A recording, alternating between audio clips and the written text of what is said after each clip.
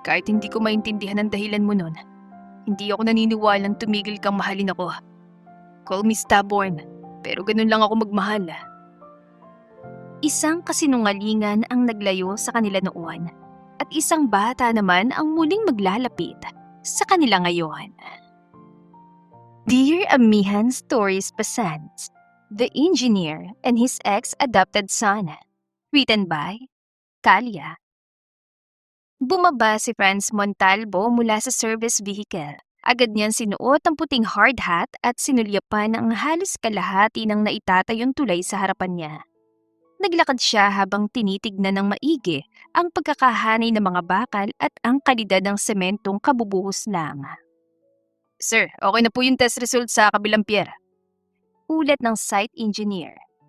O sige, let's check that area first.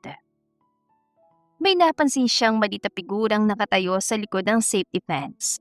Isang batang lalaki na halos kasing taas lang ng harang. Nakasuot ito ng kupas na asul na t-shirt at may maliit na backpack. Hindi maalis ang tingin nito sa malaking crawler crane na dahan-dahang umiikot. Nakatayo lang ang bata doon. Napakunot noo siya at nagpasyang lumapit sa bakod. Nasaan ang kasama mo? Tanong niya sa bata. Mukhang napansin siya nito kaya tumingala ito sa kanya. Wala po. Sino nagatid sa'yo? Naglakad lang po ako. Bahagyang umangat ang kilay niya sa sagot nito. Mag-isa ka lang? Tumango ang bata na parang wala namang kakaiba doon. Opo. Delikado dito, kid. This is a construction site. Hindi naman po ako papasok. Dito lang ako sa labas, promise. Saka muling ibinalik ng bata ang tingin sa crane. Ang galing po, no? Ang laki talaga. Hindi niya napigilan tignan ang tinitignan nito. Malaki nga, heavy duty yan. Ngumiti ang bata. Ilan tons po kayang kaya niyang buhatin? Alam mo ang tons? Opo, nanonood ako sa YouTube kapag may libreng internet sa kapitbahay. Depende sa model at capacity. Not all cranes are the same. Napanganga ang bata. Wow! So powerful! Itinaas nitong isang daliri. Mas mabigat po ba yan kaysa sa dinosaur? Depende kung anong klase ng dinosaur. T-Rex po. Sa tingin ko, yes, definitely. Napangiti na malapad ang bata. I knew it! Cool! Ilan taon ka na ba? 8 years old po. Anong pangalan mo? Sander. Ako naman si Franz Montalvo. Mabilis na umiling ang bata. Hindi bagay. Masyadong social ang pangalan niyo. Sige nga, anong gusto mong itawag sa akin? Kuya Engineer na lang po. Mas madaling tandaan. Kuya Engineer? Opo. Tumango si Sander na parang napakagandang ideya noon. Kasi engineer ka naman, tapos mukha pang kuya. Di ka naman mukhang lolo. Salamat, I think. At saka mas astig pakinggan. Itinuro pa siya ng bata. Parang superhero. May superhero bang engineer? Meron na ngayon. Napailing na lang siya habang nakangiti. Okay, ikaw nang bahala. Pakalipas ang ilang minuto, itinuloy ni Franz ang inspeksyon. Pero sa tuwing liliko siya o titingin sa paligid, napapansin niyang naroon pa rin ang bata sa labas ng bakod. Maya-maya ay muli siyang dumaan sa tapat ng pwesto nito. Nandyan ka pa rin? Hindi ka ba naiinitan? Konti lang po, kayo ko naman. Bakit hindi ka umuwi? Ngumiti ang bata. Hintayin ko lang po matapos umikot yung crane. Mabagal yan, aabutin ka pa ng hapon yan. Okay lang po. May dala ka bang pagkain o tubig? Ipinakita ni Xander ang maliit na supot na hawak. May tinapay po ako. Tumango siya dito bago bumalik sa kanyang trabaho. Pagkalipas ng halos 1 oras, natapos din ang inspeksyon niya sa bahaging yon ng proyekto. Paglabas niya ng site, naabutan pa rin niya ang bata sa parehong pwesto at nakasandal ng bahagya sa poste. Hindi ka pa rin umuwi? Napangiti si Sander nang makilala siya. Kuya Engineer, may question po ako. Sige, go ahead. Bakit hindi po bumabagsak ang tuloy kahit mabigat yung dala? Marami nang nagtanong sa kanya tungkol sa budget, materyales at deadline. Pero 18 taong gulang ang unang nagtanong ng pinakasimple pero pinakamahalagang bagay. Lumapit siya sa bakod at dumukot ang 2 tuwid na patpat na nakahandusay sa gilid ng kalsada. Inilapag niya mga iyon sa lupa. Imaginein mo to. Ito ang 2 poste o suporta. Tumango si Sander. Kumuha naman siya ng patag at matibay na piraso ng kahoy at ipinatong ng pantay sa pagitan ng 2 patpat. Ito naman yung magiging tulay. Kapag tama ang design, tamang-tama ang sukat at dekalidad ng materyales, kayang buhatin ito ang bigat ng matagalan. Strong enough yan. Dahan-dahan niyang dinagana ng gitna ng kahoy para ipakitang balanse. Pero kapag nagkamali kahit sa isang detalye lang, pwedeng lumuwag, yumuko o tuluyang masira. So, hindi lang po pala basta semento at bakal? Hindi, marami pang kasama. Kailangan po ba ng maraming math? Oo, maraming calculation. Math is very important here. Napangiwi ang bata na parang kinakabahan. Oy, parang mahirap naman yan. Hindi naman masyado kapag inaral. Paglaki ko, magiging engineer din ako, for sure. Talaga? Bakit naman? Tumingin ang bata sa malaking balangkas ng tulay na unti-unting nabubuo sa harap nila. Gusto ko pong gumawa ng tulay. Para naman saan? Para may maayos po na daanan ng mga taong malayo ang bahay. Simple lang ang sagot, pero sapat yun para magbago ang tingin niya sa ginagawa niya. Mula noon, naging pamilyar na ang maliit na figura ni Xander sa paligid ng site. Halos kada Sabado ng umaga, naroon ito sa labas ng safety fence. Minsan ay may dalang tinapay, minsan na may biskwit, at madalas ay isang lumang notebook na punong-puno ng mga guhit ng crane, excavator at tulay. Hindi na rin ito nakaligtas sa mga mata ng mga manggagawa. Nandito na naman ang #1 fan mo, sir! Natatawan sabi ng foreman. Napailing lang si Franz at tinignan sa kalayuan ang masiglang kumakaway na si Sander. Good morning po, Kuya Engineer! Good morning din, Sander. May bagong crane po kayo doon. So big! Temporary lang yan. Ibang kontraktor ang may-ari niyan. Ah, kaya pala ibang kulay at logo. Mabilis talagang matuto ang bata. Isang beses lang niyang nabanggit ang pangalan ng makina. Naaalala na agad ito pati ang detalye. Kuya Engineer? Ano yun? Ano pong tawag dun sa malaking makina sa likod? Yung may mahabang tubo? Opo. Concrete pump yan. At yung laging umiikot? Transit mixer. At yung pinakamahabang parte? Boom. Wow, ang dami pa ng tawag sa kanila. Parang inisa-isa mo na yata ang buong site ah. Ngumisi sa Sander at itinaas ang notebook. Research po. Serious research. Research talaga? Opo. Future engineer po kasi ako, di ba? Natawa ang mga trabahador sa paligid. Sir, mukhang may papalita sa inyo agad ah. Biro ng isa. Hindi na lang niya pinansin ang kantsawan. Sa halip ay kumuha siya ng extrang bottled water mula sa loob ng service vehicle at lumapit sa bakod. Sobrang init ngayon. Inumin mo muna to. Agad namilog ang mga mata ni Sander. Libre po ba? Hindi, may bayad yan. Biglang nalungkot ang mukha ng bata. Mahal po ba? Wala po akong pera eh. Sobrang mura lang. Isang sincere na thank you lang ang bayad. Mabilis sa bumalik ang liwanag sa mukha ni Sander. Thank you po! Thank you talaga! Good, enjoy the water. Lumipas pang ilang linggo. Dumating ang araw na natapos na niya ang huling bahagi ng inspeksyon. Nang mailagay niya mga plano sa loob ng drawing tube, nakita niyang papalapit si Sander at may kasama itong babae. Kuya Engineer! Tawag ng bata habang kumakaway. Nakahawak ng mahigpit si Sander sa kamay ng isang babaeng nasa early 30s. Payak ang suot ito. Puting blouse, simpleng maong at nakapusod na maayos sa mahabang buhok. May hawak din itong eco bag. Kuya Engineer, ito po si Mama Alicia, ang nag-aalaga sa akin. Masiglang pagpapakilala ni Xander sa kasama. Napatingin siya sa mukha ng babae. Nandigas siya sa kinatatayuan dahil kilala niya ang babae. Hindi nagbago ang mga mata nito. Yun pa rin ang parehong pares ng matang minsan niyang pinangarap na titingin sa kanya habang naglalakad sila papunta sa altar. Napansin niyang natigilan din si Alicia sandali. Hindi niya akalaing darating ang araw na muli niya itong makakaharap. Sa loob ng 2 taon, paulit-ulit niyang binalikan ang araw na bigla siyang iniwan ni Alicia. Sinubukan niya itong kausapin, puntahan at unawain. Ngunit sa bawat pagkakataon ay mas lalo lamang itong lumalayo. Dumating din ang panahong napagod siyang kumatok sa isang pusong malinaw na nagsara para sa kanya. Kung iyon ang desisyong magbibigay ng kapayapaan dito, wala na siya nagawa kundi igalang yon. Kahit siya mismo naiwan na walang kasagutan kung bakit siya iniwan ito. Hindi naman nawalang pagmamahal niya rito. Natuto lang siyang mamuhay na dalang pangungulilang hindi na niya inasahang muling magigising. Good afternoon po. Mahinahong sabi ni Alicia.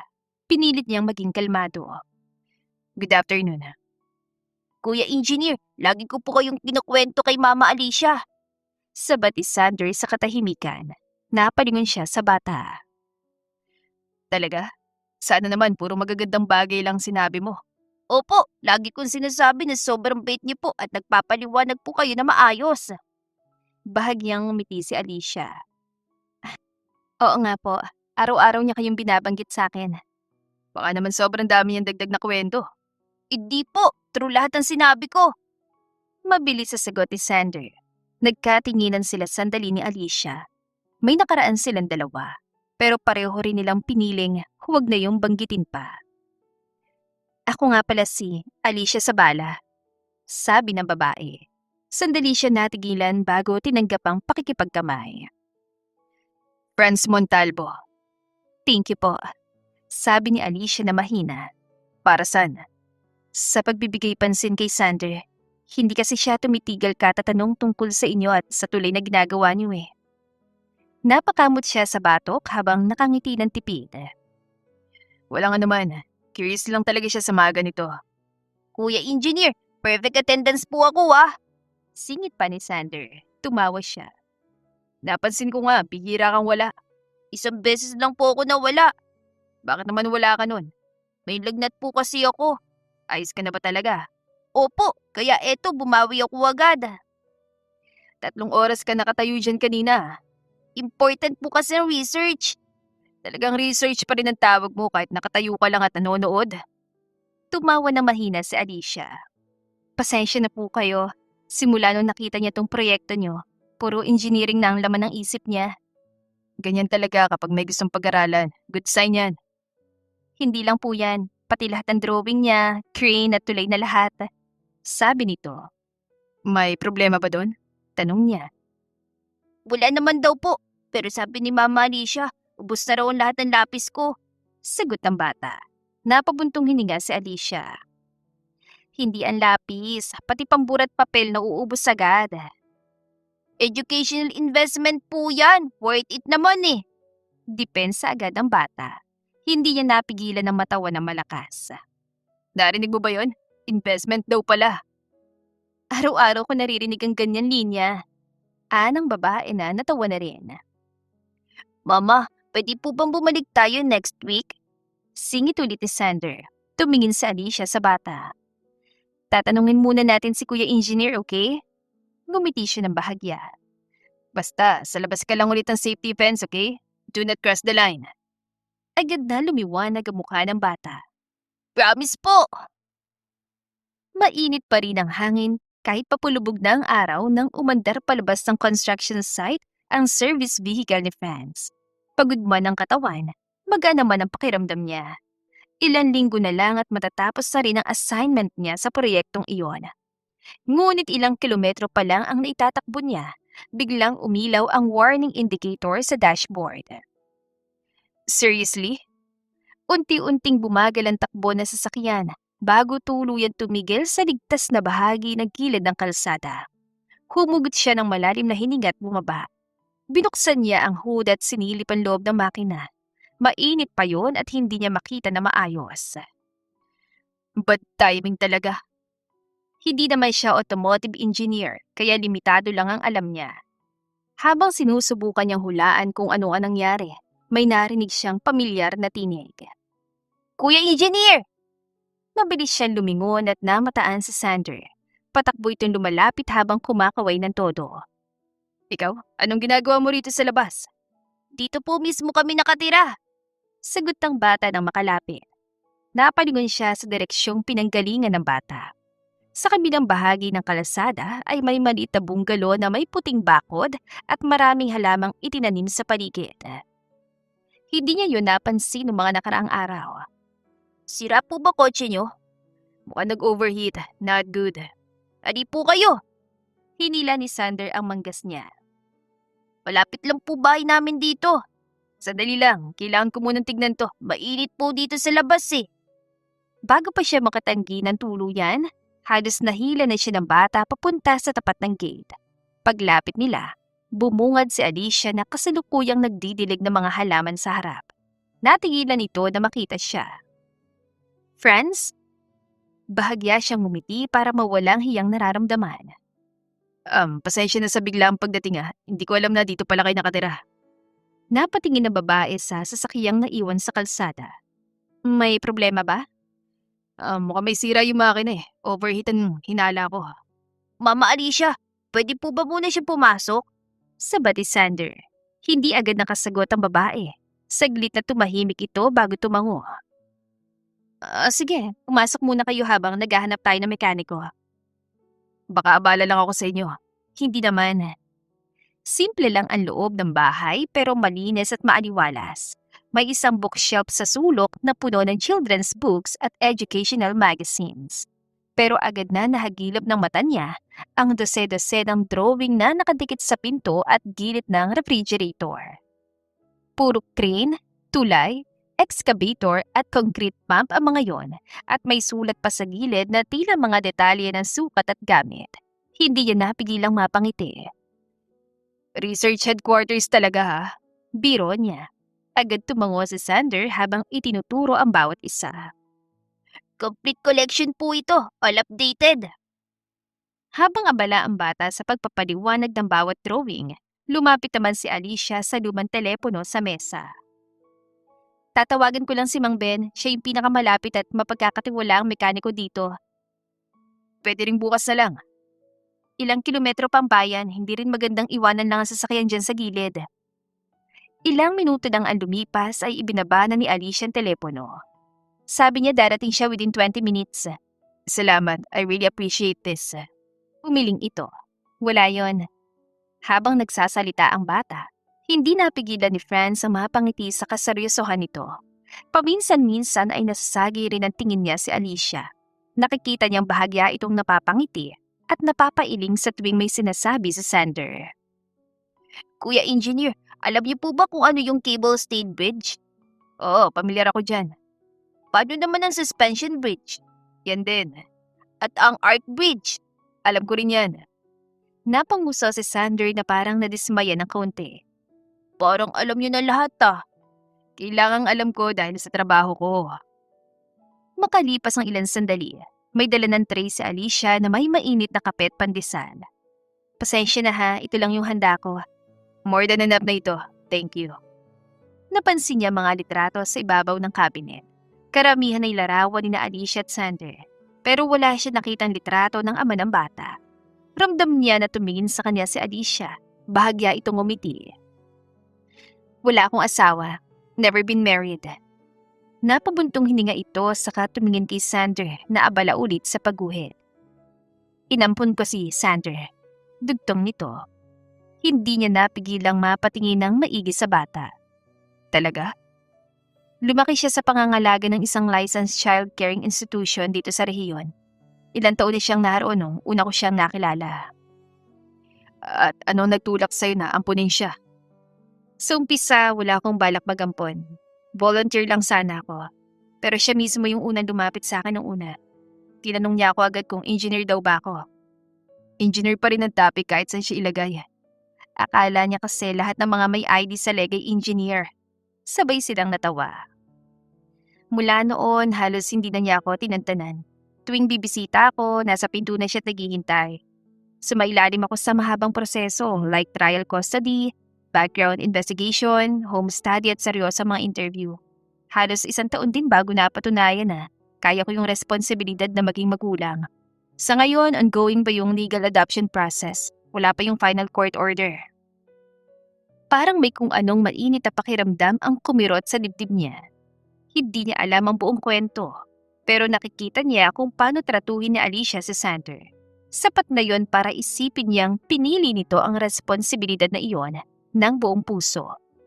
Marahil ay napansin ni Sander ang katahimikan dahil maya-maya lang ay lumapit ito sa kanila habang bitbit ang kwaderno. Kuya Engineer, kapag legal na po ang adoption ko, magiging official na talaga akong anak ni Mama Alicia. Ngumiti siya at lumuhod ng bahagya para magpantay sila ng tingin.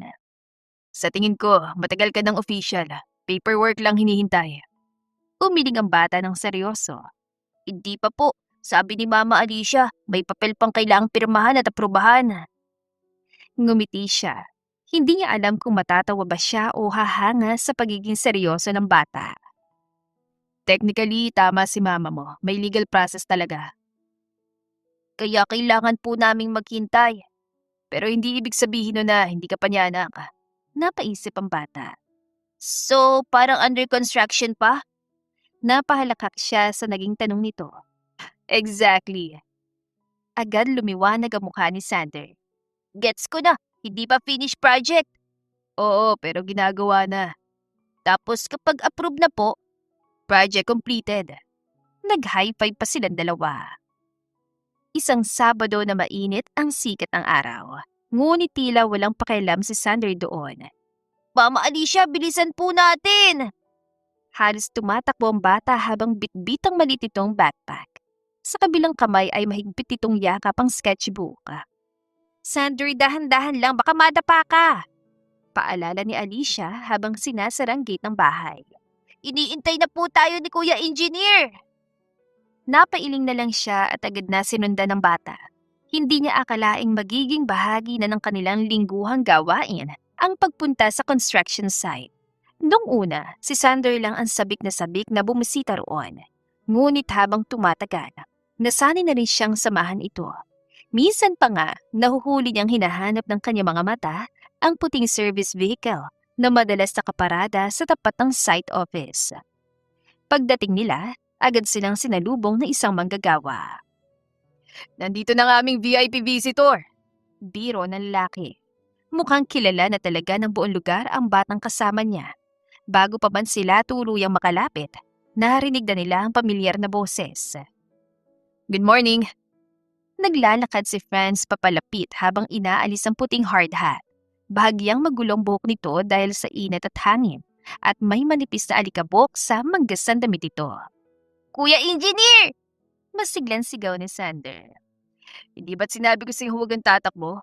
Hindi po ako tumakbo. Tignan mo nga, bilis ng hininga mo. Medyo mabilis lang po lakad.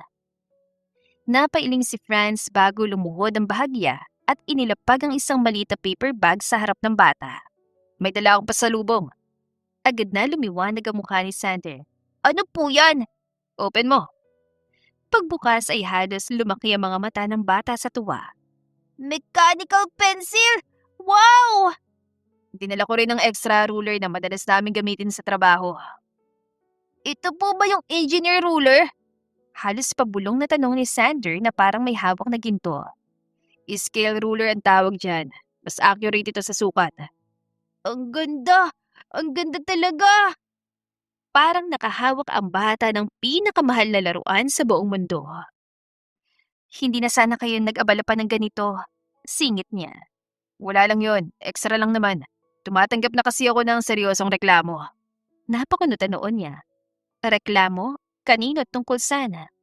May nagsumbong sa akin. Sabi nila may isang batang halos maubos na lahat ng lapis kakaguhit ng makina. Hindi lang halos, ubos na talagang lahat ng gamit niya. Agad na nagtaas ng kanang kamay si Sander. Objection po! At anong dahilan? Tanong ni Franz sa kunwari ay hukom. Educational investment po ito. Worth every cent. Hindi napigilan ni Alicia ang pagtawa ng malakas. Pati ba naman sa ganyan may depensa ka? Tumawa rin si Franz sa tumango. Mukhang may valid point naman siya. Nagtagpo ang mga mata nila ng ilang saglit. Siya ang unang umiwas ng tingin. Dati, wala siyang pag-alinlangan sa lubungan ng titig ni Franz. Ngayon, isang maikling pagtatagpo lang ng kanilang mga mata ang sapat para magising ang mga damdaming matagal niyang pinilit ibaon. Mabilis niyang itinuon ang isip sa ibang bagay bago tuluyang manaig ang kaba sa dibdib niya. Wala ba kayong trabaho ngayong oras? Tanong na lang niya dito. Break muna ako. Inspection later this afternoon. Sabay silang naglakad kasunod ni Sander, na abala naman sa pagkuha ng litrato gamit ang lumang cellphone nito. Mama Alicia! Ano yon? Tignan mo po ang kuha ko! Ipinakita ng bata ang screen. Medyo tabingi ang anggulo, malabo ng kaunti at halos kalahati lang ng crane ang nakasama sa frame. Maganda po ba? Napangiti siya para pasahin ito. Maganda naman. Pero bago pa makapagpatuloy, nagsalita si Franz. Hindi. Sabay silang napalingon sa lalaki. Kung gusto mong maging maganda at malinaw ang kuha, lumapit ito kay Sander at itinuro ang screen. Huwag mong ilagay agad sa gitna ang object. Bigyan mo ng space sa paligid. Ganito po ba? Hindi pa. Marahang hinawakan ni Franz sa magkabilang gilid ang hawak ng cellphone para itamang posisyon. Relax lang ang kamay, huwag igalaw-galaw. Lumapit din siya upang mas makita na maayos ang itinuturo nito. Sa sobrang lapit nila, halos magkadikit ng balikat nila. Naramdaman iyon agad at bahagyang umatras sa hiya. Kasabay din naman lumingon si Franz. Nagtagpo ang kanilang mga mata. Sorry, sabay nilang sabi. Pareho silang natigilan ng ilang sandali bago sabay ring natawa na mahina. Para tayong mga high school students, komento niya. Hindi niya namalayang ilang segundo na pala siyang nakatingin sa lalaki hanggang sa maputol yon ng masiglang boses sa Sander. Ano po yun nakakatawa? Share naman po! Agad silang nag-iwas ng tingin. Hindi siya sumagot. Sa halip ay kinuha ang cellphone mula sa kamay ng bata. Ako naman ang kukuha ng litrato niyong dalawa. Sige po, perfect! Mabilis na tumayo sa Sander sa tapat ng malaking crane. Kuya Engineer, tabi po kayo sa akin! Wala naman akong helmet o safety gear dito. Mas okay po kapag wala, mas maganda tignan. Itinaas niya ang cellphone at itinuon ang tingin sa screen. Smile! Gumiti si Sander ng ubod ng laki. Halos kitang-kitan lahat ng ngipin. Samantalang si Franz ay yung pamilyar na tipid at mahinahong ngiti lang. Isa pa, utos niya. Bakit may isa pa? Tanong na lalaki. Hindi ka nakatingin sa camera eh. Itinaas niya ulit ang kamay para kumuha ng litrato. Pero bago pa niya mapindot ang capture button, napansin niyang yumuko si Franz upang pantayin ang taas ng ulo nito kay Sander. Isinandal pa nito ng bahagyang balikat sa bata. Hindi niya namalayang ilang segundo na pala siyang nakatingin sa eksenang yon sa screen. Alicia? Napakurap siya nang marinig ang pagtawag nito. Mukhang video na yan hindi picture. Mabilis niyang tinignan ang screen. Tama si Franz. Aksidente niyang napindot ang ibang mode. Mukhang first time mong maging photographer Anang lalaki. Kasalanan mo naman kasi. Ako pang may kasalanan ngayon. Hindi ka kasi tumingin na maayos agad kaya ako nalito. Sige, noted. Next time, nakatingin talaga ako. Samantala, halos isang taon nang nasa huling yugto ang legal adoption ni Sander. Kumpleto na mga dokumentong ipinasa ni Alicia para sa adoption. Naipasa na rin niya ang home study report, psychological assessment, at iba pang mga requirement na hiningi ng social worker. Ayon sa huli nilang pag-uusap, ilang pirma na lang ang kulang bago mailabas ang pinal na order of adoption. Kaya nang tumawag ang social worker isang Lunes ng umaga, hindi napigilan ni Alicia ang bahagyang pagbilis ng tibok ng kanyang puso. Inakala niyang iyon na ang tawag na matagal na niyang hinihintay. Ngunit nang dumating siya sa opisina ng child caring institution, may kakaiba na siyang naramdaman. Naroon ang social worker na si Miss Ramos, kasama ang legal officer ng institusyon. At sa kabilang dulo ng mesa ay may isang babaeng hindi niya pa kailanman nakita. Sa tingin niya, ito ay nasa 30 taong gulang, maayos ang pananamit, ngunit halatang ilang gabi ng kulang sa tulog. Tumayo ito na makita siya. Ikaw ba si Alicia Zabala? Tumango naman siya. Opo. Inilahad ng babae ang kamay. Ako si Regina Santos. Tinanggap niya ang pakikipagkamay kahit hindi mawalang pagtataka niya. Nagsalita si Miss Ramos. Miss Alicia, may bagong development sa kaso ni Sander. Ano pong nangyari? Huminga ng malalim ang social worker. Si Miss Regina ang biological aunt ni Sander. Napatingin siya sa babae. Sorry, ano po? Kapatid ako ng biological mother niya. Sagot ng babae. Ilang segundo siyang nanatiling tahimik bago muling tumingin kay Miss Ramos. Hindi ba nakita lang si Sander sa ilalim ng tulay? Tumango si Regina. Hindi ko alam na buntis pa lang kapatid ko nun. Teenager pa lang siya ng panahong yon at itinago niyang pagbuntis niya sa aming lahat. Kalauna nag-asawa siya, pero naging abusive ang asawa niya. Natakot siyang malaman nitong may anak siya bago pa sila nagkakilala dahil baka gamitin yun laban sa kanya. Humugot ito ng malalim na hininga bago nagpatuloy. Noong unang bahagi ng taong ito, lumala ang sakit ng kapatid ko. Doon lang niya sinabi sa akin ang lahat. Inamin niyang nanganak siya nung kabataan niya at may anak siyang iniwan. Sinabi niyang matagal na niyang gustong hanapin ang bata, pero natakot siyang malaman ng asawa niya nakaraan niya. Hanggang sa tuluyan na siyang mawala ng pagkakataon.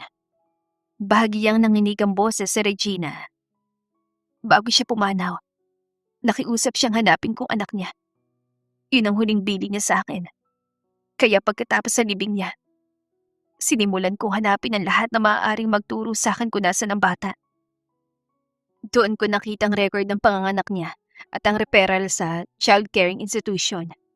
Nang makipag-ugnayan ako sa institusyon, sinabi nilang may batang na-rescue malapit sa tulay no kaparehong araw ng kapanganakan ng ate ko. Magkatugma rin ang petsa, ospital at iba pang impormasyong nasa records.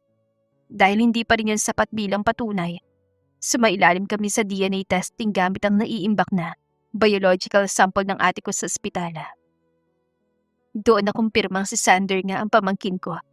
Kaya pumunta ako rito para akuin ang responsibility sa bata. Dahan-dahan siyang bumaling kay Miss Ramos. Pwede ba yon? Kung malapit ang matapos ang adoption process, pwede pa rin ba niya akong maagawan ng karapatan kay Sander? Sa ilalim ng batas, may karapatan ng biological relatives na magsumite ng petisyon kung mapatutunayan nilang sila nga yung pinakamalapit na kamag-anak at kaya nilang alagaan ang bata. Pero may proseso pa rin. Hindi ibig sabihin na lumitaw ang kamag-anak ay automatiko nang ililipat ang bata. Kailangan pa ring suriin ng korte ng pinakamainam para kay Sander. Hindi siya agad nakahinga ng maayos. Lahat ng pinagdaanan nila ni Sander at paghihintay ay tila biglang naging alanganin. Nagsalita si Regina. Hindi ko gustong agawin siya, pero pamangkin ko siya. Hindi na siya sumagot dahil alam niyang wala ring saysay ang pagtatalo sa opisina ng social worker. Pag-uwi niya ng hapong yon, tahimik siyang naupo sa sala. Hindi niya napansing nakatingin na pala sa kanya si Sander. Mama Alicia? Napakurap siya. Okay ka lang po ba? Pilit siyang ngumiti. Okay lang. Lumapit ang bata. May nangyari po ba? Hindi niya gustong magsinungaling kaya marahan niyang hinaplos ang buhok nito. May dumating na kamag-anak mo. Napakunot noo ito. Kamag-anak? Tita mo. Matagal na nanahimik ang bata. Buhay po pala sila? Oo. Nasaan po siya? Nagpunta siya sa institusyon. Gusto niya po ba akong makita? Oo. Why po? Dahil pamilya mo raw siya. Pinaglaruan nito ang laylayan ng damit. Mama, pwede po ba akong hindi sumama? Parang may kumurot sa puso niya. Lumapit siya't hinawakan ng malitidong kamay. Walang pipilit sa'yo. Umiling si Sander. Ayoko po pumunta. Bakit naman? Dito na po kasi ang bahay ko. Nandito ang school ko at si Kuya Engineer. Natawa siya ng bahagya sa gitna ng bigat ng sitwasyon. Kasama pa talaga siya? Kasama po, syempre. Bahagyang natahimik ang bata. Pagkaraan ng ilang segundo ay tumingin ito sa kanya. Mama, kapag sumama ako sa kanya, hindi na ba kita mama? Naramdaman niyang kumirot ang dibdib niya. Agad ditong niyakap. Hinding-hindi magbabago yun kahit anong mangyari. Kinabukasan, muling nagkaroon ng meeting sa opisina ng institusyon. Sa pagkakataong yon, naroon din si Sander kasama niya. Pagpasok pa lang nila sa conference room, ay agad na lumapit si Regina. Hello. Hindi ito pinansin ng bata. Mas lalo pa ito lumapit sa kanya. Ngumiti ng pilit ang babae. Ako ang tita mo. Wala pa ring naging reaksyon ng bata. Marahang nagsalita si Regina. Pwede ba kitang makausap? Mahigpit na kumapit si Sander sa kamay niya. Ayoko po. Lumuhod si Regina upang magpantayan taas sila. Anak ka ng kapatid ko. Pero si Mama Alicia ang mama ko. Hindi mo siya mama, nag-aalaga lang siya sa'yo. Giit ng babae. Naramdaman ni Alicia ang bahagiyang panginginig ng bata sa katabi niya. Mama ko po siya. Napabuntong hininga si Regina. Anak, listen to me. Hindi kayo magkadugo. Ngunit bago pa man siya makasagot, ay narinig niya ang nanginginig na tinig ni Sander. Ano nga yun kung hindi po? Siya nag-aalaga sa akin. Siya sumusundo sa school. At siya nagbabantay kapag may sakit ako. Siya po ang mama ko. Pero hindi kanya tunay na anak Marahan niyang inilapit si Sanders sa likuran niya bago siya humarap sa babae. Nanatiling kalmado ang boses niya na magsalita siya. Alam kong mahalagang relasyon niyo bilang magkadugo at hindi ko yun kailanman ipagkakait.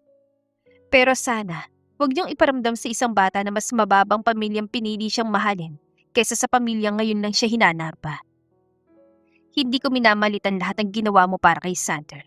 Kung hindi dahil sa'yo, hindi ko alam kung ano nangyari sa kanya. Pero sana, maintindihan mo rin ako.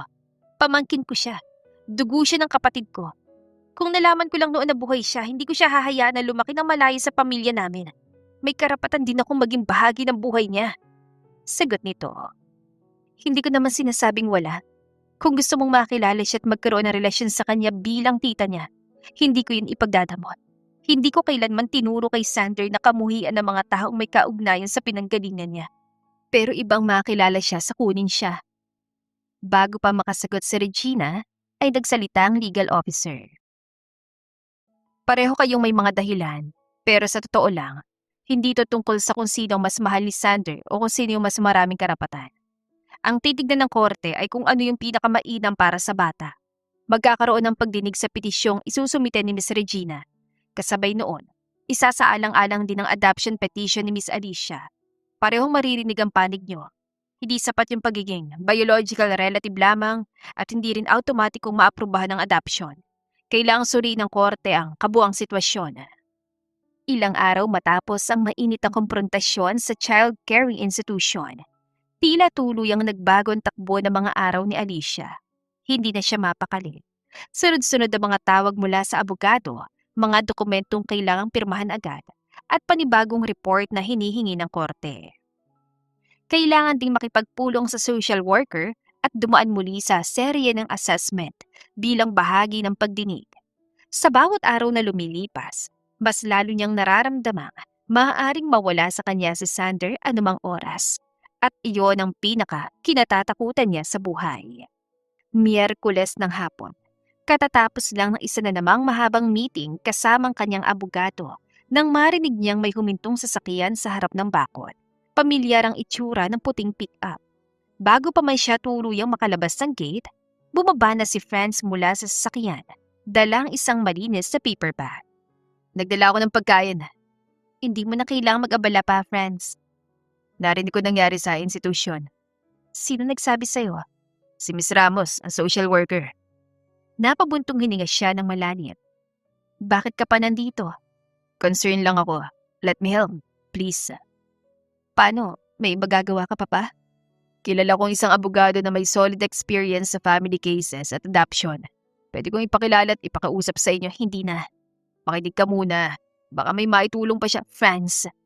Mahina lang ang boses niya, pero ramdamang bigat ng pagod. May abogado na ako. Alam ko yun. Pero baka may dagdag na payo o tulong na makapagpalakas pa ng kaso, hindi ko kailangan ng ibang tulong. Natigilan ito sa sinabi niya. Hindi niya yon sinasadya. Pero sa sobrang bigat ang dinadala, hindi na niya alam kung paano pa ipapaliwanag ang nararamdaman. Hindi mo kailangang pasanin ng mag-isa ang lahat. At sino nagsabing mag-isa ako? Alicia, Pwede mo naman akong hayaan na samahan ka. Huwag mo nang ipasok ang sarili mo dito. Bakit? Ano bang masama? Dahil hindi ka naman dapat madami sa gulo ko. Wala akong pakialam kung madami ako. It's my choice. Pero ako meron.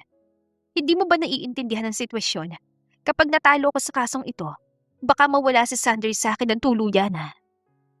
Huminto siya saglit para pigilan ang panginginig ng boses.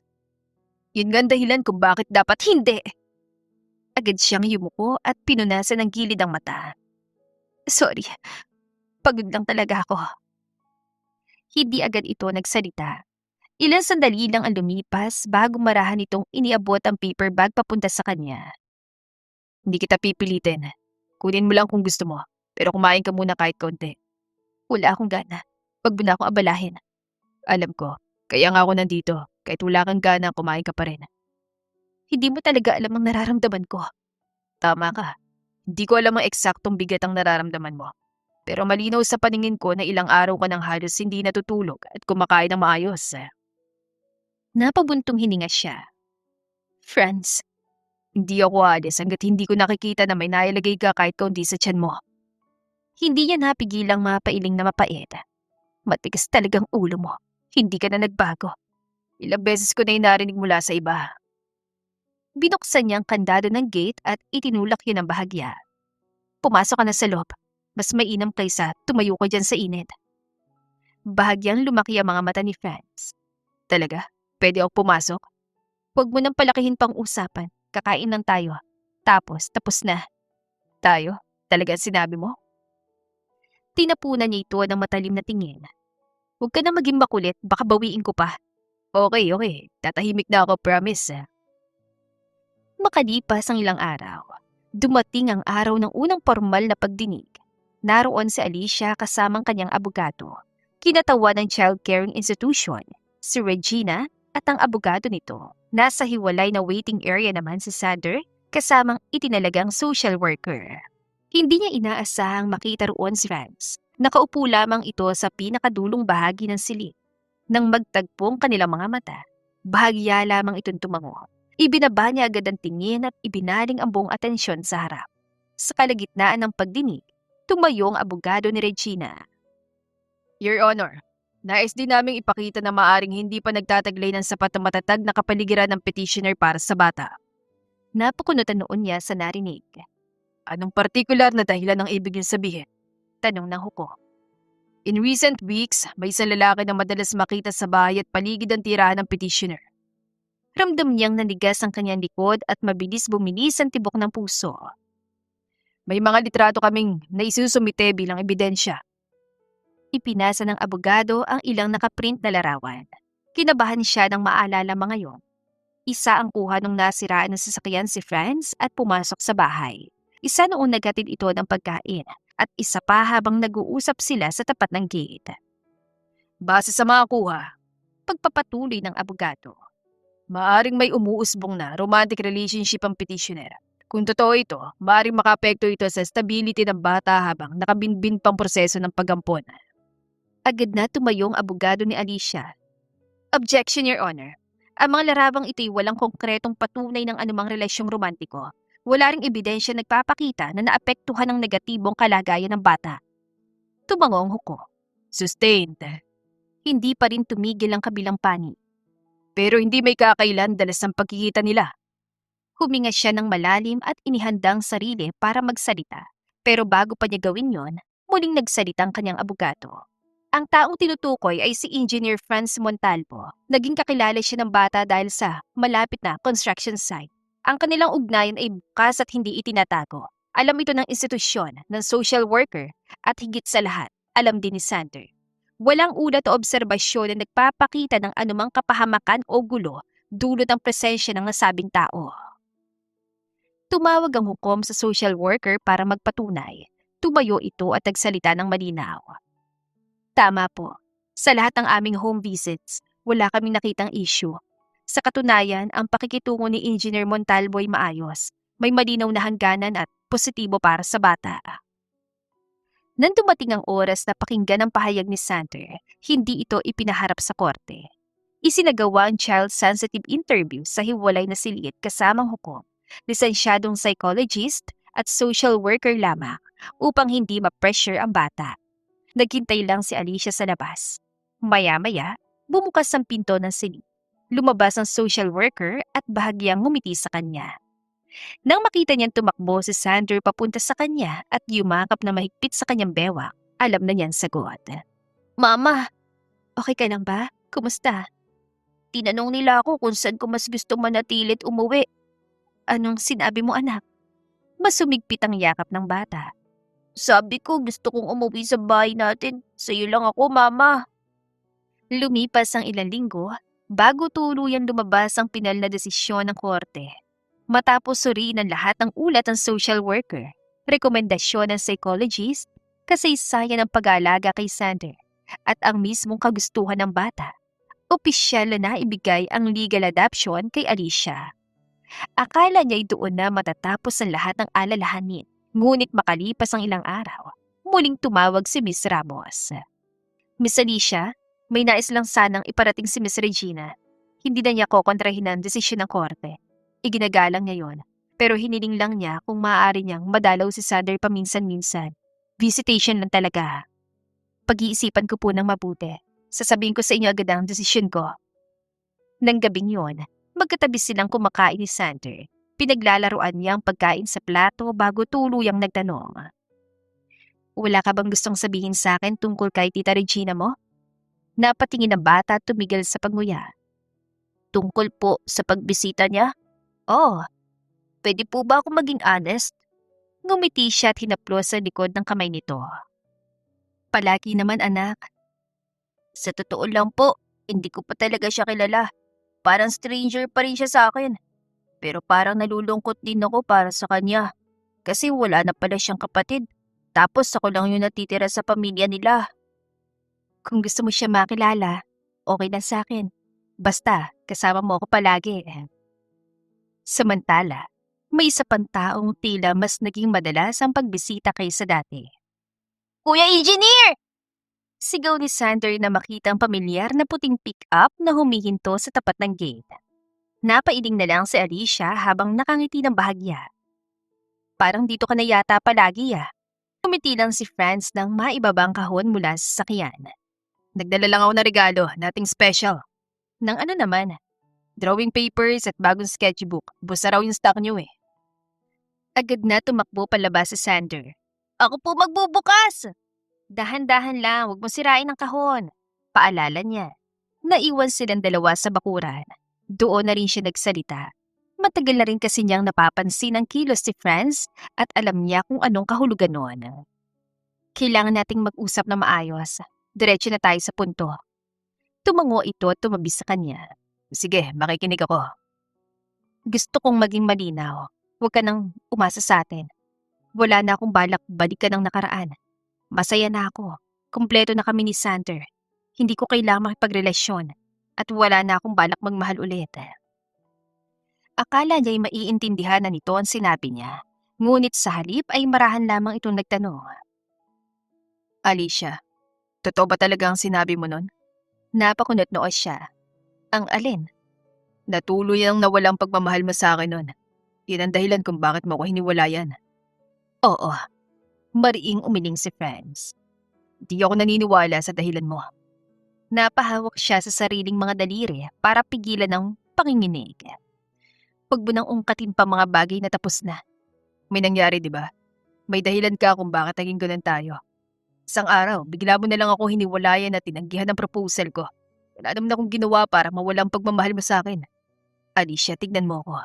Bakit mo ginawa yun? Bumigay na rin siya sa huli. Dahil sa ate ko. Napakunot noo ito. Ano? Anong kinalaman niya? Nalaman kong buntis siya. At ikaw ang itinuro niyang ama ng dinadala niya. Dahil doon, tinanggihan kong proposal mo. Hindi ko kaya maging dahilan ng pagkasira ng pamilya namin.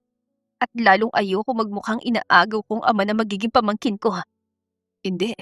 Hindi pwedeng ako. Hindi akong ama. Hindi ko nga kilalang kapatid mo nun paman. Napatigalis siya. Ano? Imposible naman yan.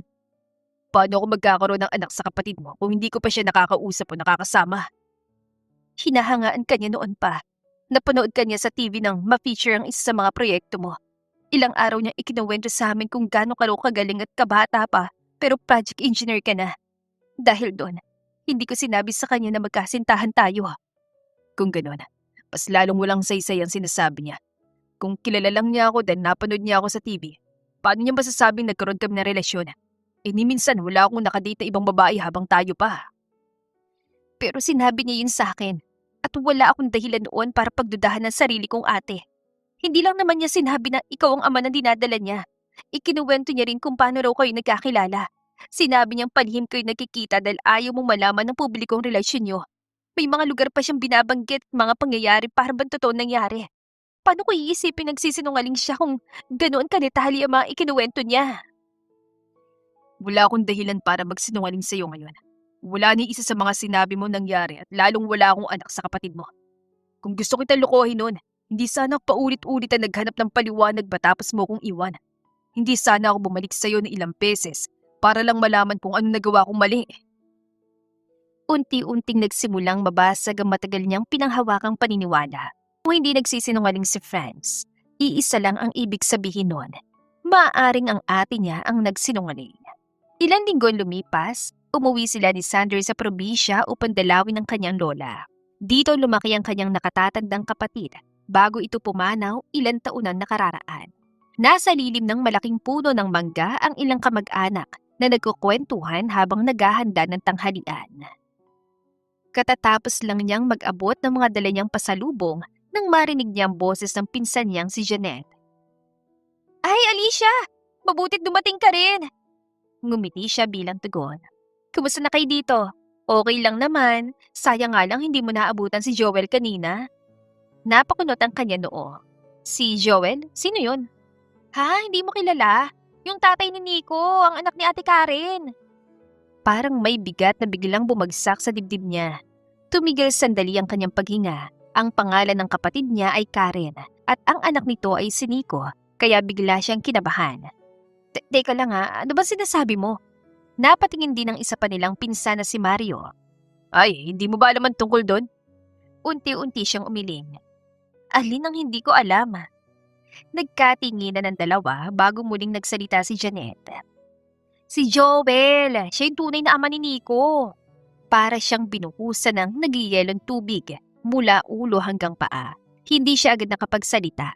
Parang nawalan ng lakas ang kanyang mga tuhod. Imposible naman yan. Bulong niya. Bakit imposible? Tanong ni Mario. Kasi akala ko, naputo lang sasabihin niya. Anong akala mo? Huminga siya ng malalim. Akala ko, si Franz ang ama. Halos sabay-sabay ang mga itong napatingin sa kanya. Sino ulit? Tanong ni Janet. Si Franz, engineer siya. Biglang napahalakhak ng malakas si Mario. Teka lang, engineer? Anong connection doon? I'm serious. Sinabi mismo sa akin ni Ate Karen na siya yung ama. Napansin yata ni Janet ang takot at pagkalito sa kanyang mukha kaya agad itong sumeryoso. Wait, talaga bang yun ang sinabi sa'yo? Tumango siya na mariin. Oo. Nako, nagsinungaling pala talaga siya sa'yo na matagal. Hindi na siya makahinga na maayos. Paano yun nalaman ng totoo? Si Joel mismo ang umamin. Nung namatay si Ate Karen dahil sa panganganak, pumunta siya rito. Humingi siya ng tawad kay Lola at doon niya sinabing siya ang tunay na ama ni Nico. Pero bakit niya gagawin yun? Bakit nagsinungaling si ate? Dahil may iba ng karelasyon si Joel noon. Ayaw niya masirang pamilya ng lalaki o maging sanhi ng eskandalo. Kaya itinago niya yung totoo. At para walang mag-imbestiga o magtanong pa, gumamit siya ng pangalan ng ibang tao. Nakita lang yata sila minsan nung friends sa isang event nung panahong yon. Kasama pa noon si Papa. Remember? Pero I'm sure hindi naging sila. Ang alam ko may girlfriend na yung gwapong engineer na yun eh. Bakit pa yung papatol sa ate mo? Nanlalamig ang kanyang mga palad at nanginginig ng bahagya. Sigurado pa kayo? 100% sure. Si Joel pang nagbibigay ng regular na allowance at tumadalaw dito para kay Nico hanggang ngayon eh. Ani Mario. Napatingin siya sa kabilang bahagi ng bakuran kung saan hawak ng kanyang lola ang magdadalawang taong gulang pa lang na si Nico. Nakangiti ang bata habang masayang nilalaro ang isang maliit na laruang kotse. Isang kasinungalingan lang pala ang buong pundasyon ng kanyang naging desisyon 2 taon nang nakalilipas. Nang makauwi sila ni Sander kinagabihan, halos hindi siya makapikit. Paulit-ulit na lumilitaw sa isip niya ang araw na tinanggihan niya ang proposal ni Franz. Napapikit siya ng mariin habang unti-unting pumatak ang mga luha sa kanyang pisngi. Ni minsan ay hindi niya sinubukang alamin ang katotohanan. Hindi niya hiningi ang panig ni Franz. Hindi siya nagtanong na maayos. Pinili niyang paniwalaan agad ang salita ng kapatid niya at hinayaan niyang mawala ang taong tunay niyang minahal. Kinabukasan, agad niyang tinawagan ng tanggapan ng kumpanya ng konstruksyon. Umaasa pa rin siya na may makukuhang impormasyon. Good morning po. Good morning. May tutulong po ba kami? Pwede ko po bang malaman kung saan naka-assign ngayon si Engineer Franz Montalvo? Sorry ma'am. Confidential pong deployment ng aming mga empleyado. Company policy po yan. Kahit anong lugar lang dito sa loob ng probinsya o lungsod? Pasensya na po talaga. Wala po kaming pahintulot na magbigay ng ganyan detalye. Napatingin siya sa mesa kung saan nakapatong ang bagong sketchbook ni Sander, ang regalong huling iniwan ni Franz. Napabuntong hininga siya ng malalim. Wala na rin sigurong saysay ang paghahanap. Halos 3 buwan na rin na lumipas mula nang matapos ang proyekto ni Franz. 3 buwan ding wala siyang natanggap o narinig na kahit anong balita tungkol dito.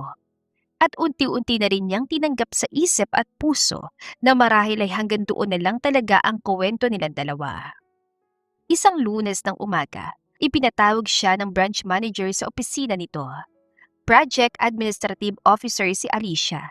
Siyang nangangasiwa sa mga dokumento, kontrata, permit, billing at koordinasyon ng bawat proyekto. Nakikipag-ugnayan din siya sa mga engineer, architect, contractor at iba pang department upang matiyak na maayos ang takbo ng mga proyekto. Congratulations, Alicia! Napakunot ang kanya noo. Ma'am, para saan po? Ina-assign ka namin sa bagong branch sa kabilang bayan. Bahagyang natigilan siya. Permanent po ba yan? Hindi pa. 6-month assignment lang muna para subukan. Mas malayo lang ng konti pero sulit naman. Napaisip siya agad. San po eksakto? Binanggit ng manager ang pangalan ng lungsod at halos 1 oras lang ang biyahe mula sa bahay nila. May kasama ring benefits. Transportation allowance, housing allowance at salary adjustment din. Napatingin siya sa papel na iniabot. Malaki ang itinaas ng sahod, sapat na pampaganda ng kinabukasan at pangangailangan ni Sander. Walang pag-alinlangan na tumango siya. Tatanggapin ko po. Thank you po. Makalipas ang 1 linggo, dumating ang kanyang unang araw sa bagong branch. Mas malawak ang espasyo, mas moderno ang mga kagamitan, at mas marami ring empleyado kumpara sa dati niyang pinapasukan. Pagdating ng tanghali, inaya siya ng kanyang mga bagong katrabaho. Lunch tayo dun sa kabila, okay? Sige, tara. Tumawid silang 4 papunta sa malaking commercial complex. Puno iyon ng mga kainan at empleyadong naka-ID lace. Habang naghihintay na bakanteng mesa, wala sa sariling napatingin si Alicia sa kabilang panig ng malawak na restaurant. At doon siya tuluyang natigilan dahil pamilyar ang likod na lalaking nakaupo. Matangkad ito, naka-long sleeve na nakatiklop hanggang siko at may hawak na tube ng blueprint na nakasandal sa gilid ng upuan. Kahit hindi pa niya makita mukha, kilalang kilala niya ang tindig nito. Unti-unting lumingon na lalaki. Nagtagpong kanilang mga mata.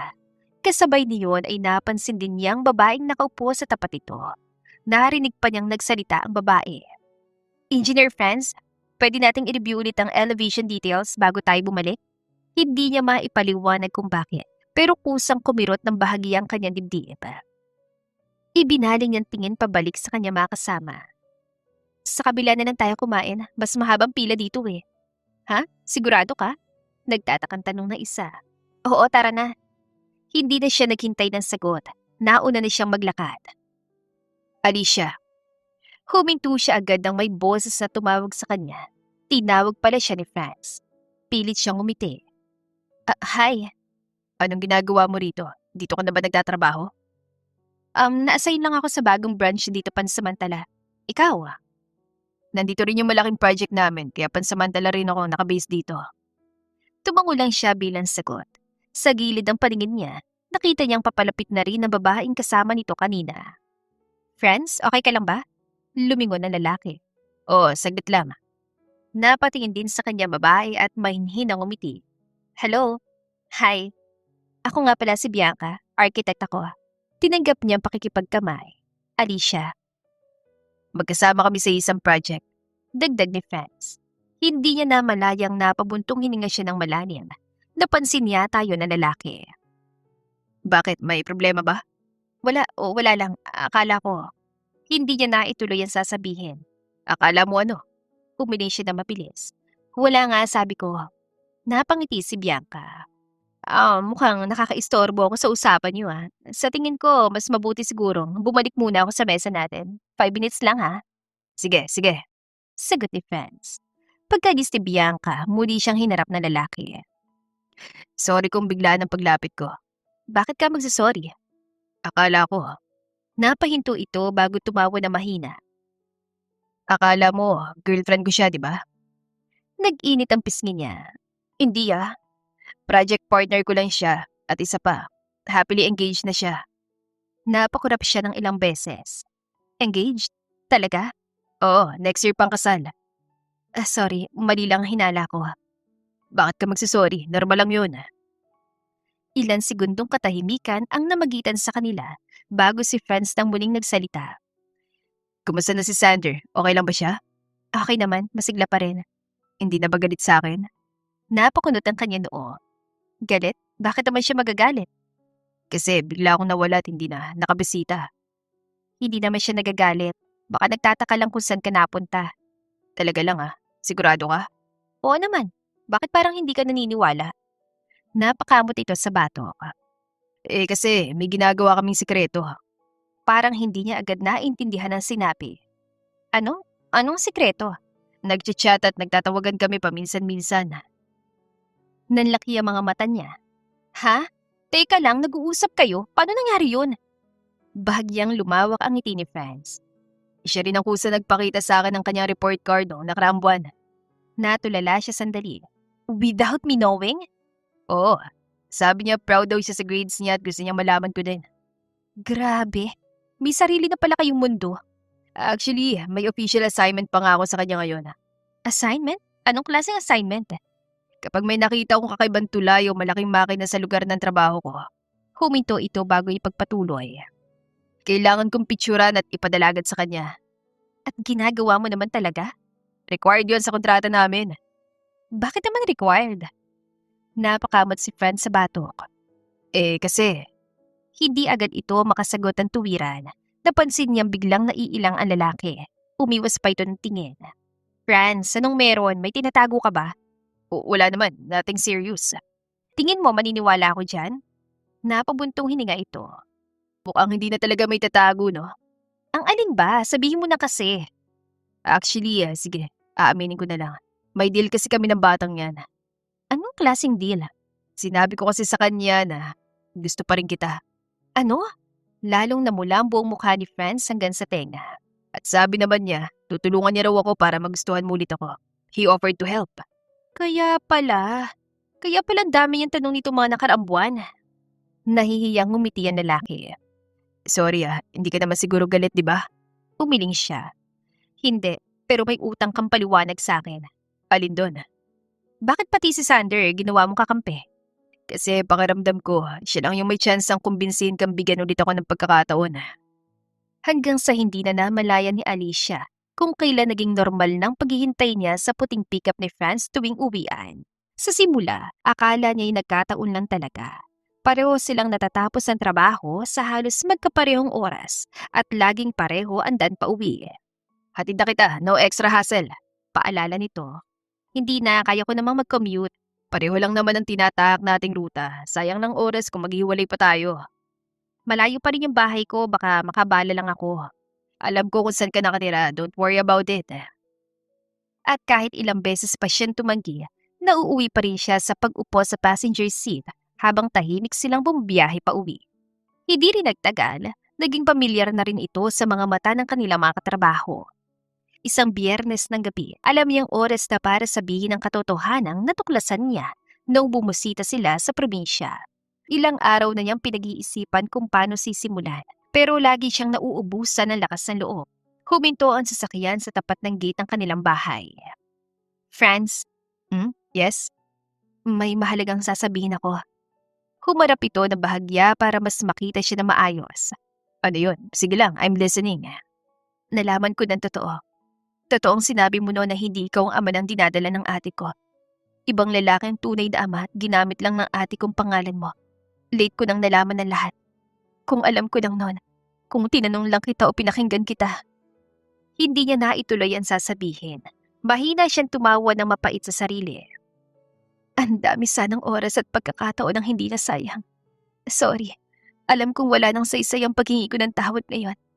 Pero kailangan kong sabihin, nasaktan kita ng sobra. Tinanggihan ko proposal mo na walang maayos sa paliwanag at hindi man lamang kita binigyan ng pagkakataong ipagtanggol ang sarili mo. Naramdaman niyang unti-unting namuo ang luha sa gilid ng kanyang mga mata. Sorry talaga, Franz. Hindi niya namalayang dahan-dahang lumapit ang lalaki. Alicia, hindi na yan ang gusto kong marinig ngayon. Napakunot ang kanya noo. Hindi. Ano bang gusto mong sabihin ko? Hindi ko na mababago nangyari noon. At hindi rin natin may babalik ang mga taong lumipas, di ba? Kaya may isang bagay lang talaga gusto kong malaman ngayon. May nararamdaman ka pa ba para sa akin? Ang hirap ng tanong mo. Tatanggapin ko kahit anong sagot mo.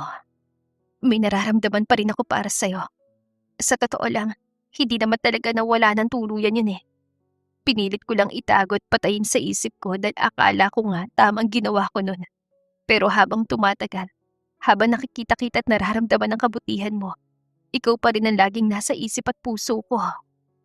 Hindi niya inasahan na may kukunin si Franz mula sa loob ng compartment ng sasakyan. Isang maliit na kahon ang inilabas nito.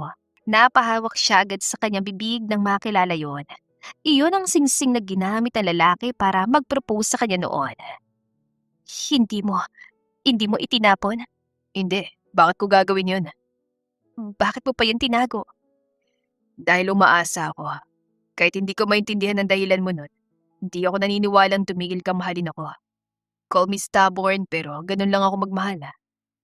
Kinuha nito ang singsing mula sa kahon. Hindi na ito yung kasing perfect ng proposal na pinalano ko nun. Pero Alicia sa bala, kung papayag ka pa rin, gusto ko pa rin maging asawa mo. Nanginginig ang kanyang mga labi sa halo-halong emosyon. Bakit? Dapat galit ka sa akin. Dapat ayaw mo na sa akin. Sinubukan ko magalit. Sinubukan ko limutin ka. Pero nalaman kong hindi ko pala kayang gawin yun. Mahal pa rin kita. Tapos na lahat ng dahilan kung bakit tayo nagkahiwalay. At kung may isang bagay pa akong ikagagalit, yun ay kung tatanggihan mo ulit ako ngayon. Inilapit ang singsing sa harap ng kanyang daliri. Kaya papayag ka na ba? This time, no turning back? Hindi na rin niya hahayaang muling manaig ang takot at pagdududa kaysa sa katotohanan ng kanyang puso. Unti-unti niyang iniunat ang kanyang kaliwang kamay. Ngumiti siya habang tumutulo pa rin ang luha sa kanyang mga mata. Oo, Franz. Payag na akong pakasalan ka. Mainit ngunit presko ang simoy ng hangin sa dalampasigan habang unti-unting lumulubog ang araw. Nakaupo si Franz sa veranda ng kanilang maliit na beachfront villa. Sa katabing upuan ay nakapatong ang kanyang lumang hard hat na ayaw pa rin niyang itapon kahit ilang taon na niyang ginamit. Mula sa loob ng bahay ay dinig niyang walang patid na tawanan at palitan ng sigawan. Mama, that's not cheating ah! Sander, ibaba mo yan, huwag mong itagong baraha. Kuya Engineer! Biglang tumigil ang boses ng bata. Ay, sorry, dali na pala. Adjustment period pa lang? Opo, medyo nakakalito pa. Okay lang, bibigyan kita ng 1-month grace period. Fair enough? 1 month lang? Deal! Tumawa na malakas si Sander bago muling tumakbo pabalik sa loob para ipagpatuloy ang laro. Hindi pa rin siya lubos na nasasanay na may batang tumatawag sa kanya ng dad. Bago sila bumiyahe pa uwi, matapos ang kanilang maikling honeymoon, nagpasya silang dumaan sa bagong pinalawak na viewing deck malapit sa tulay. Ang proyektong ilang taon din niyang pinaghirapan at pinaglaanan ng panahon. Puno iyon ng mga turista. May mga batang nagpapalipad ng saranggola. May mga mag-asawang nagpo-pose para sa litrato. At may mga pamilyang kumakain ng dalang merienda. At syempre, kasama sa grupo ang isang batang walang ibang gustong gawin kundi magtanong. Daddy, Yes? ilan dump truck kayang kayang daanan niya nang hindi nasisira? We're on vacation, remember? Bakit parang may field inspection ka pa rin? Curious lang naman po eh. Important question to. Later ha, I will explain the load capacity. Bakit later? Kasi gutom na ako. Napanguso si Sander pero hindi na tumutol. Narinig niyang mahinang tawa ni Alicia sa likuran nila. Mana sa'yo yan, pareho kayong curious. Excuse me, mukha ba akong makulit? Pareho kayong makulit. Ngunit may lumapit na isang matandang lalaking nakasuot ng uniforme ng maintenance staff. Matagal itong tumingin na maigi sa kanya. Engineer Montalvo. Napalingon siya agad. Opo, ako nga. May tutulong po ba ako? Naalala niyo pa po ba ako? Pinagmasdan niya na mabuti ang mukha ng matanda. May kung anong pamilyar sa tindig at poses. Pero hindi niya agad mahugot sa alaala ang eksaktong detalye. Pasensya na po, medyo matagal na rin kasi. Ngumiti ang matanda. Ako si Mang Delphine. Dati akong volunteer responder ng rescue team. Unti-unting kumunot ang kanya noo. Volunteer, rescue team. Marami na rin kasing tao at pangyayari duman sa trabaho ko. Tumango ang matanda bilang pag-unawa. Totoo yan. Kaya hindi na rin ako nagulat kung hindi niyo agad ako matandaan. Inilabas ito mula sa pitakang isang luma na ID card. Nang makita niya ang logo, sakalang unti-unting nagsimulang maging malinaw ang mga alaala niya. Iniabot itong isang makapal na brown envelope na bahagyang kupas na ang gilid. Nakita lang namin kaninang umaga habang inaayos sa lumang storage room. Nakasulat sa labas ang pangalan niyo kaya hindi namin binuksan. Tinanggap niya yon na maingat. Ang pangalan ko? Ano pong laman ito? Hindi sulat. Mga lumang incident records at dokumento ilang taon na nakakaraan. Binuksan niya ang envelope. Sa loob ay may mga makapal na papel, mga ulat ng pangyayari, resibo at iba pang opisyal na record. Sa gitna ng mga yon, may isang maliit at kupas sa litrato. Bahagya siyang natigilan. Isang sanggol ang nakabalot sa manipis na puting kumot at nakahiga sa loob ng rescue basket. Napabuntong hininga siya. Hindi ko na masyadong maalala ang eksaktong detalye nun. Matagal na kasi. Ibinalik niya ang tingin sa mga dokumento. May nakasulat na reference number at nakadugtong pa doon ang isa pang sertipiko. Sa unang linya pa lang ay tumigil ang kanyang paghinga. Napansin ni Alicia ang bigla niyang pananahimik. Friends, okay ka lang? Hindi siya agad nakasagot. Sa halip ay inabot niya mga papel at ipinakita rito yon. Binasa yon ni Alicia.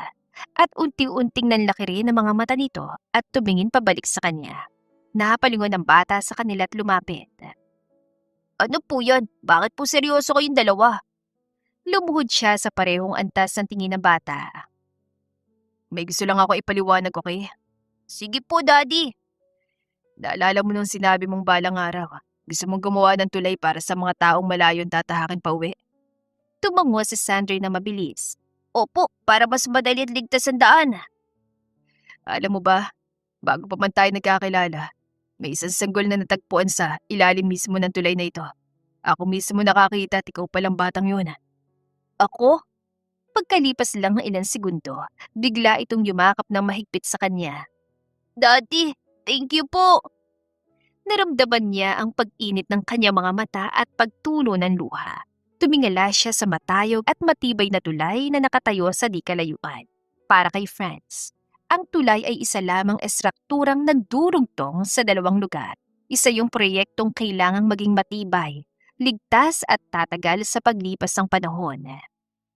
Ngunit nagbago ang kahulugan niyon matapos niyang makilala sa Sander. Sa ilalim ng isang tulay, natagpuan ng batang minsang nawala ng tahanan. At dahil sa batang yon, muli niyang natagpuan ang babaeng matagal na niyang inakalang tuluyan nang nawala sa buhay niya. Napangiti siya habang pinagmamasdan sina Alicia at Sander na magkahawak kamay sa kanyang harapan. Marahil, may mga tulay na hindi gawa sa bakal at semento. May mga tulay ding unti-unting binubuo ng panahon hanggang sa muli nitong pagdugtungin ang mga pusong minsang pinaglayo.